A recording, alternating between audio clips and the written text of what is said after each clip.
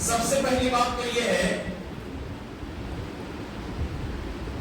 کہ نوجوانوں کا جو دن بدن رجحان بنتا جا رہا ہے، دین سے دور ہوتے جا رہے ہیں، مسجدوں سے دور ہوتے جا رہے ہیں، علماء سے دور ہوتے جا رہے ہیں، اللہ اور اس کے رسول صلی اللہ علیہ وسلم کی تعلیمات سے دور ہوتے جا رہے ہیں، ان اسباب کو تو ہم تلاش کریں گے، لیکن سب سے پہلے ہم یہ جاننے کی کوشش کرتے ہیں اور یہ سمجھنے کی کوشش کرتے ہیں کہ انسان اپنی زندگی کے 3 مرحلوں سے گزرتا ہے، ایک ہے بچپن کا، دوسرا ہے جوانی کا اور تیسرا ہے بڑھاپے کا۔ آخر جوانی کو اتنی اہمیت کیوں دی جا رہی ہے، بچپن کو اور بڑھاپے کو اہمیت کیوں نہیں دی جاتی؟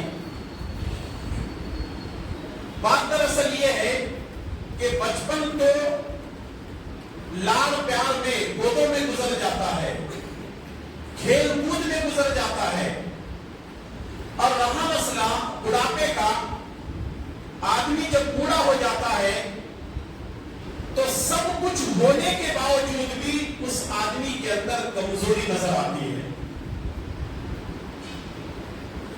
کوئی بی پی کی شکایت ہے، کسی کو شوگر کی شکایت ہے، کسی کو گھٹنوں میں درد ہے، کسی کو پیروں میں درد ہے، کسی کو آنکھوں کی کمزوری ہے، کسی کو سماعت میں کمزوری ہے، کسی کی زبان بات کرتے ہوئے بڑھاپے میں لڑکھڑانے لگتی ہے، کسی کو ہارٹ کی شکایت ہے، ہاتھ پیروں کے اندر وہ کمزوریاں قدرتی طور پر نیچرلی اس کے اندر آ جاتی ہیں۔ اور آپ کو یہ بھی معلوم ہونا چاہیے کل قیامت کے دن حشر کے میدان میں نہ بچپن کے بارے میں پوچھا جائے گا اور نہ بڑھاپے کے بارے میں پوچھا جائے گا، بلکہ پوچھا جائے گا تو جوانی کے بارے میں پوچھا جائے گا۔ سنن ترمذی کی صحیح روایت ہے، عبداللہ ابن عباس رضی اللہ تعالیٰ عنہ فرماتے ہیں اللہ کے پیارے نبی جناب محمد رسول اللہ صلی اللہ علیہ وسلم نے فرمایا لا تزول قدم ابن آدم یوم القیامہ حتی یسأل عن 5 کہ بندے کو اس وقت تک اپنی جگہ سے ہلنے کی اجازت نہیں ہوگی جب تک کہ وہ 5 سوالات کے جوابات نہ دے دے۔ پہلا سوال عن عمرہ فیما افنا، میں نے تجھے زندگی دی تھی، تیری زندگی کہاں گزری؟ وعن شبابہ فیما ابلا، میں نے تجھے جوانی دی تھی، آخر تو نے اپنی جوانی کو کہاں بتایا، کہاں گزارا؟ وعن مالہ من این اکتسبہ فیما انفقہ، تیسرا اور چوتھا سوال ہوگا میں نے تجھے مال دیا تھا، کہاں سے کمایا اور کہاں پر خرچ کیا؟ اور 5واں سوال ہوگا ماذا عمل، جو علم تجھے دیا گیا تھا، وعن علم ماذا عمل بہ، کہ میں نے تجھے علم دیا تھا، آخر تو نے اس علم پر کتنا عمل کیا؟ پہلے سوال میں یہ بات بتائی گئی کہ زندگی کے بارے میں سوال کیا جائے گا، زندگی میں بچپن بھی ہے، جوانی بھی ہے، بڑھاپا بھی ہے، لیکن جوانی کے بارے میں اللہ تبارک و تعالیٰ کے نبی صلی اللہ علیہ وسلم نے فرمایا کہ قیامت کے دن یہ سوال کیا جائے گا کہ جوانی تیری کہاں گزری، پہلے حساب و کتاب دے پھر اس کے بعد آگے جا۔ اس کا مطلب یہ ہے کہ ہماری زندگی میں جوانی کا ایک بہت بڑا مقام اور مرتبہ ہے۔ لوگ کہتے ہیں نا جوانی دیوانی ہوتی ہے، بالکل ہم اس کو مانتے اور تسلیم کرتے ہیں۔ جوانی کا دیوانہ پن ہم اس معنی میں تسلیم کرتے ہیں کہ بندہ اللہ اور اس کے رسول صلی اللہ علیہ وسلم کی تعلیمات پر اپنی زندگی گزارے تو جوانی کا دیوانہ پن یہ خوش آئند بات ہے، لیکن اگر یہی جوانی کا دیوانہ پن اللہ اور اس کے رسول صلی اللہ علیہ وسلم کی نافرمانی میں گزرتی ہے تو دنیا کا وہ سب سے بدبخت نوجوان ہے جو اپنی جوانی کو یوں ہی برباد کر رہا۔ اس لیے نوجوانوں، تمہاری جوانی جس کے بارے میں اللہ تبارک و تعالیٰ نے بیان فرمایا ہے، پیارے نبی جناب محمد رسول اللہ صلی اللہ علیہ وسلم نے بیان فرمایا ہے، تو اس لیے اپنی جوانی کی قدر کرو۔ اور جوانی میں انسان کیا کر سکتا ہے؟ جوانی میں نوجوان کیا کر سکتا ہے؟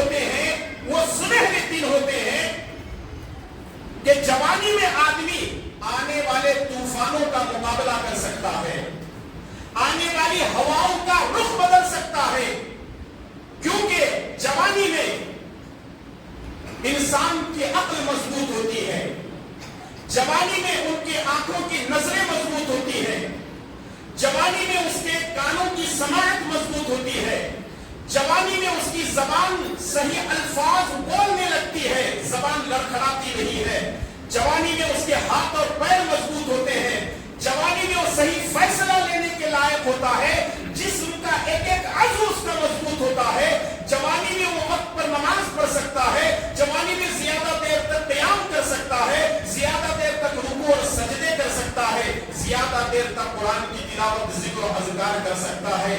یہ سارے کام جوانی میں ہو سکتے ہیں، بڑھاپے میں یہ سارے کام نہیں ہو سکتے، کیونکہ آدمی بڑھاپے میں چوچو کا مربع بن جاتا ہے۔ اسی لیے شاعر کہتا ہے کہ کر جوانی میں عبادت کاہلی اچھی نہیں، کر جوانی میں عبادت کاہلی اچھی نہیں، اور جب بڑھاپا آ گیا تو بات کچھ بنتی نہیں۔ اس لیے نوجوانوں اپنی نوجوانی کی قدر کو، اس کو غنیمت جانو، کیونکہ جوانی ختم ہونے میں، بڑھاپا آنے میں دیر نہیں لگتی۔ اب یہاں ایک بات سمجھنے والی ہے، وہ یہ ہے، اب یہاں اس مجلس کے اندر کچھ ایسے بزرگ بھی بیٹھے ہوئے ہیں جن کی عمریں 55-60 سے اوپر چل چکی ہے، وہ بڑھاپے میں قدم رکھ چکے ہیں۔ اگر ساری نصیحتیں نوجوانوں ہی کے لیے ہو تو ایک بزرگوں کے لیے کیا ہوگی؟ دو باتیں اس تعلق سے میں آپ کی خدمت میں پیش کرنا چاہوں گا، وہ یہ ہے، اگر آپ کی جوانی اللہ کی عبادت اور اطاعت میں گزری ہے تو ساری زندگی اللہ تعالیٰ کا آپ شکر ادا کرتے رہیے، لیکن آپ کی جوانی اگر اللہ اور اس کے رسول کی نافرمانی میں گزری ہے، اللہ نے آپ کو زندہ رکھا ہے، ابھی بھی توبہ کے دروازے کھلے ہیں، مرنے سے پہلے توبہ کر لیجیے۔ مرنے کے بعد کچھ نہیں ہوتا، مرنے سے پہلے ہی کچھ کر لینا ہے، کیونکہ اللہ کے پیارے نبی صلی اللہ علیہ وسلم کا فرمان ہے، اعمار امتی ما بین الستین الی السبعین واقلہم ما یجوز، میری امت کی عمریں 60 سے 70 سال کے درمیان ہے، اور بہت کم لوگ اس سے تجاوز کریں گے۔ اگر کسی انسان کو 60 سال 70 سال سے زیادہ کی عمر ملتی ہے، 70 کے بعد کی جو زندگی ہے، یوں سمجھیے کہ وہ بونس ہے، وہ بونس ہے آپ کی زندگی۔ اس لیے اگر آپ بڑھاپے کو پہنچ چکے ہیں تو بڑھاپا ہر ایک پہ آنا ہے، لیکن اس کا مطلب یہ نہیں ہے کہ ہم اللہ کی نافرمانیاں کرتے رہیں۔ وقت ہے آنکھوں کو کھولیں، شرح صدر کے ساتھ سچے دل سے توبہ کریں، بے شک اللہ تبارک و تعالیٰ توبہ کو قبول کرنے والا اور گناہوں کو نیکیوں میں بدلنے والا ہے۔ اللہ تبارک و تعالیٰ ہم سب کو نیک توفیق عطا فرمائے، آمین۔ آج کل کے حالات سے ہم اچھی طرح واقف ہیں، نوجوانوں کے اندر بگاڑ اور فساد بہت زیادہ بڑھتا چلا جا رہا ہے، اور یہ طوفان بدتمیزی ہے کہ تھمنے کا نام بھی نہیں لے رہا۔ لیکن آئیے نوجوانوں کے تعلق سے کچھ اور باتیں آپ کی خدمت میں پیش کرنا چاہتا ہوں۔ عرب کے بہت بڑے عالم دین ہیں، علماء کرام ان کو اچھی طرح جانتے ہیں، شیخ محمد بن صالح العثیمین رحمہ اللہ، وقت کے محدث بھی ہیں، وقت کے مفسر بھی ہیں، وقت کے فقیہ بھی ہیں، وقت کے علامہ بھی ہیں، وقت کے مفتی بھی رہے ہیں۔ انہوں نے عربی میں ایک کتاب لکھی ہے جس کا اردو میں ترجمہ ہوا ہے نوجوان اور الجھنے۔ اس کتاب سے کچھ کتاب آپ کے سامنے میں پیش کرنے کی کوشش کروں گا۔ شیخ رحمہ اللہ فرماتے ہیں کہ نوجوانوں کی 3 قسمیں ہیں، یعنی 3 طرح کے نوجوان ہیں۔ نوجوانوں کی کتنی قسمیں ہیں؟ 3 قسمیں ہیں۔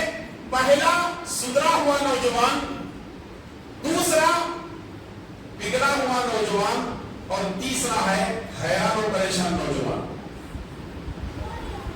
اب ہم اس کی تعریف سنتے ہیں کہ سدھرا ہوا کون ہے، بگڑا ہوا کون ہے، حیران و پریشان کون ہے۔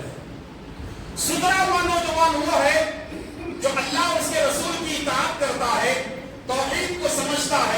सुन्नतों पर अमल करता है, अमर बिल मारूफ व नही अनिल मुनकर के फरीजे को अंजाम देता है, नमाजों की पाबंदी करता है, रोजा रखता है, हज करता है, ज़कात देता है, अल्लाह उसके रसूल की तालीमात वगैरह वगैरह पर अपनी जिंदगी गुजारता है, ऐसा नौजवान सुधरा हुआ है।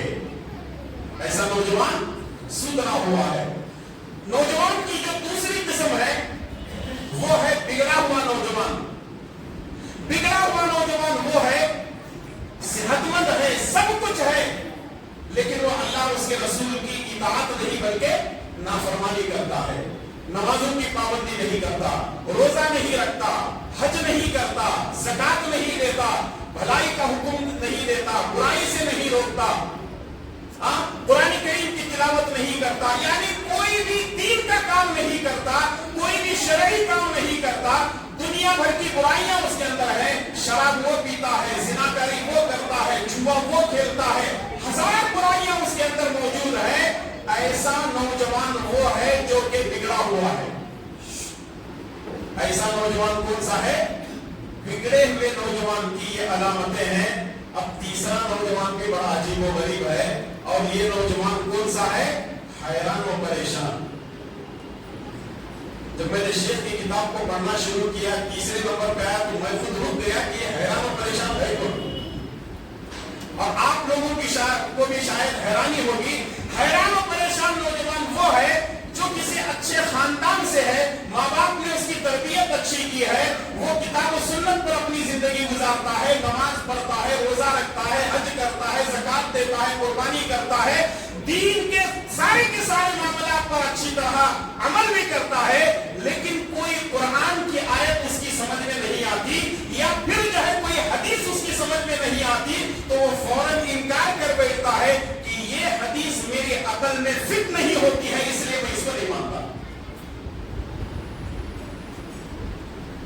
ये हदीस मेरी अकल में फिट नहीं होती है, इस हदीस को मैं नहीं मानता, ये हदीस कुरान के खिलाफ है, ये हदीस फलां के खिलाफ है, हमारी अकल के खिलाफ है। इसका मतलब ये है कि ऐसा नौजवान जो कि हैरान और परेशान है, खुद के लिए, पूरी कौम के लिए, जमात के लिए, उलमा के लिए, जिम्मेदारों के लिए, ये एक तरह का मनहूस बना हुआ है और अपने वायरस को दूसरों के अंदर फैलाने की कोशिश करता है। ऐसे नौजवान आपको धीरे धीरे मिलते जाएंगे, बताएंगे तो नहीं हम क्या हैं, लेकिन अगर वो कुरान की किसी आयत पर या हदीस पर एतराज करता है तो समझिए वो सलफी नहीं है, बल्कि वो सलफी से ऊपर सुपर सलफी है।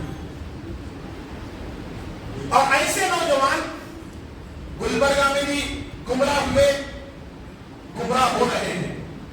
हैदराबाद में भी इनकी टीम है जो गुमराह हुए और गुमराह हो रहे हैं। हुगली के अंदर भी कुछ ऐसे नौजवान पैदा हुए जो इस तरीके से सवालात उठाकर, जिनकी लंबी लंबियां जो है वो नाफ तक गाड़ियां थी, उन्होंने कटवा लिया, नमाजों को छोड़ दिया। अब कहने लगते हैं कि नमाज मर्जी के ऊपर है, पढ़ना चाहे तो पढ़ो, नहीं पढ़ना चाहते तुम्हारी मर्जी है। और इस तरीके से वो हदीसों का इनकार करके अपने आप को अल्लामा समझने लगे हैं। जरा सोचे और गौर करें, फमा बअदल हक़ इल्ला ज़लाल, हक आ जाने के बाद गुमराही के सिवा और क्या हो सकता है। तो इसलिए ऐसे नौजवान जो हैरान और परेशान हैं, उलमा को भी परेशान कर रहे हैं, जिम्मेदारों को भी परेशान कर रहे हैं, नौजवानों को भी परेशान कर रहे हैं, यानी वो वायरस अपना दूसरों के अंदर फैलाने की कोशिश कर रहे हैं। और हमारे अहले हदीस नौजवान ऐसे लोगों से मुतासिर होते जा रहे हैं। अब तक अहले हदीसों का रिकॉर्ड था कि वो कभी गुमराह नहीं होते थे, लेकिन अब हमें मजबूरन ये कहना पड़ रहा है कि दूसरी जमातों की तरह अहले हदीस नौजवान पर भी गुमराही के रास्ते पर जा रहे हैं। और हमने ये भी देखा है कुछ लोग मुनकिरीन हदीस के साथ हाथ से हाथ मिलाए हुए हैं। कुछ लोग कहते हैं कि अहले हदीस सही नहीं है, सलफी सही है। कुछ लोग कहते हैं कि सलफी सही है, अहले हदीस सही नहीं है।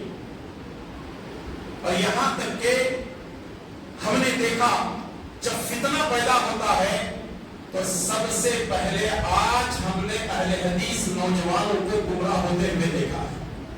اس کی بنیادی وجہ کیا ہے، اسباب کیا ہے، اس کا علاج کیا ہے، وہ بھی میں آپ کے سامنے رکھوں گا۔ لیکن افسوس ہوتا ہے یہ بات کہتے ہوئے، ابھی دیکھیں ایک سب سے بڑا فتنہ تقریباً کئی سالوں سے پھیل رہا ہے اور کچھ مہینوں کے اندر یہ فتنہ ہمارے سامنے سوشل میڈیا کے اندر آیا ہے، اور وہ ہے شکیل بن حنیف کا فتنہ۔ اس نے اپنے آپ کے بارے میں کیا کہا کہ میں عیسیٰ مسیح ہوں، اور لوگ اس کے چاہنے والے آ گئے۔ آج سے 10-15 سال پہلے بہار کے دربھنگا ڈسٹرکٹ میں ایک پیدا ہوتا ہے، اور وہ جو لیبر کیٹیگری کے لوگ ہیں ان کو اپنے چاہے جھانسے میں لیتا ہے، دلی آتا ہے، وہاں اپنی ایک ٹیم بناتا ہے، اور پھر اس کے بعد پورے ہندوستان کے اندر گھومتا ہے۔ باقاعدہ اس طرح کے لوگ کچھ ہگلی کے اندر آئے، پکڑے گئے، ان کو شہر بدل کر دیا گیا۔ سوشل میڈیا میں آپ لوگوں نے ویڈیوز دیکھے ہوں گے۔ اگر فتنے اس طریقے سے آتے رہیں گے، اور یہ فتنوں کا دور ہے، یہاں فتنے تھمنے والے نہیں ہیں، یہاں فتنے رکنے والے نہیں ہیں۔ ان حالات میں ہمارے نوجوانوں کو ضرورت اس بات کی ہے کہ وہ دین سے جڑے رہیں، علماء سے جڑے رہیں، جماعت اور جمعیت سے جڑے رہیں، ورنہ یاد رکھیں ابن قیم رحمۃ اللہ علیہ فرماتے ہیں کہ جب فتنہ پیدا ہوتا ہے یا فتنہ سر اٹھاتا ہے تو فتنے کو پہچاننے والے سب سے پہلے علماء ہوتے ہیں۔ فتنے کو پہچاننے والے سب سے پہلے کون ہوتے ہیں؟ علماء ہوتے ہیں۔ جب فتنہ مچا کر کے جانے لگتا ہے تب پبلک کی سمجھ میں آتا ہے ارے یہ تو فتنہ ہے۔ پہلے جو علماء بولتے ہیں وہ سمجھ میں نہیں آتا، جب اپنا فتنہ مچا کر کے جانے لگتا ہے تو تب عوام کی پبلک کی سمجھ میں آتا ہے۔ اس لیے علماء سے جڑ کر کے رہیے، فتنوں سے آپ بچے رہیں گے، اور جو آدمی فتنوں سے بچ گیا اس کا ایمان بھی محفوظ، اس کی دنیا بھی محفوظ، اس کی آخرت بھی محفوظ، ورنہ ساری کی ساری چیزیں برباد ہو جائیں۔ اب آئیے اسباب اور علاج پر بات کرتے ہیں۔ آخر کیا سبب ہے ہمارے نوجوانوں کے اندر بگاڑ موجود ہے، اور بگاڑ اتنا زیادہ بگاڑ ہے کہ جس کی کوئی حد نہیں ہے۔ میں یہ نہیں کہا کہ پوری طرح 100% نوجوان بگڑے ہوئے، ماشاءاللہ کچھ نوجوان اچھے بھی ہیں، اللہ والے ہیں، دیندار ہیں، تہجد گزار ہیں، ساری کی ساری پابندیاں ان کے اندر ہیں۔ اب رہا مسئلہ بزرگوں کا، ان کو تو مسجد کی طرف بلانے کی ضرورت نہیں ہے۔ وہ یہ سمجھتے ہیں کہ میرا ٹائم لائن بالکل ختم ہونے آ رہا ہے، میرا ایک پیر دنیا میں ہے تو دوسرا پیر معلوم نہیں،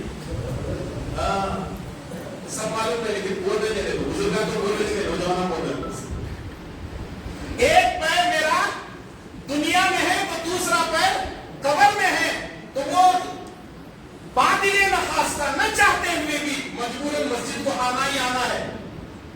گھر میں رہے تو الگ پریشانی، دکان میں رہے تو الگ پریشانی، مارکیٹ میں رہے تو الگ پریشانی۔ ان تمام پریشانیوں سے بچنے کا علاج کیا ہے؟ مسجد میں چلے جاؤ۔ تو بزرگ تو مسجدوں کو آتے ہیں، لیکن نوجوانوں کی حالت ایسی ہے کہ وہ اپنے آپ کو فرصت نکالنے کے لیے تیار نہیں ہے۔ پروگرام اگر ہے کہتے ہیں نہیں بولے صاحب میں دکان چھوڑا تو کیا بھی میرا نہیں چلتا، ہمارے اماں بابا بہت پریشان ہے میری وجہ سے، کاروبار نہیں چل رہا، دیکھو ایک تو آج دیکھے تو ہفتے کا دن، دیکھو اتوار کا دن، اگر اچھا خاصا کاروبار چلتے رہتا اس دن تمہیں پروگرام رکھ لیتے۔ اگر میرے کاروبار میں روزی روٹی میں اگر برکت نہیں آئی تو میں کیا کروں؟ اگر تو مر گیا تو تیرے اماں بابا کیا کریں گے؟ روزی کے ذمہ دار ہم نہیں ہیں، روزی دینے والی ذات اللہ تبارک و تعالیٰ کی ہے، تو اس لیے اللہ کی ذات پر بھروسہ رکھو۔ اور جو لوگ یہ سمجھتے ہیں کہ میری وجہ سے دنیا چل رہی ہے، اس سے بڑا بیوقوف کوئی نہیں۔ میری وجہ سے گھر چل رہا ہے، اس سے بڑا احمق کوئی نہیں ہے۔ میری وجہ سے سب کچھ ہو رہا ہے، اس سے بڑا نکما کوئی نہیں۔ سب کچھ کرنے والی ذات اللہ تبارک و تعالیٰ کی ہے۔ تو اس لیے ہم اسباب کو جو ڈھونڈتے ہیں تو پہلا سبب نوجوانوں کے اندر بگاڑ اور فساد کا وہ یہ ہے کہ ہمارے نوجوان اپنی زندگی کے فرصت کے لمحات کو صحیح استعمال کرنے کو تیار نہیں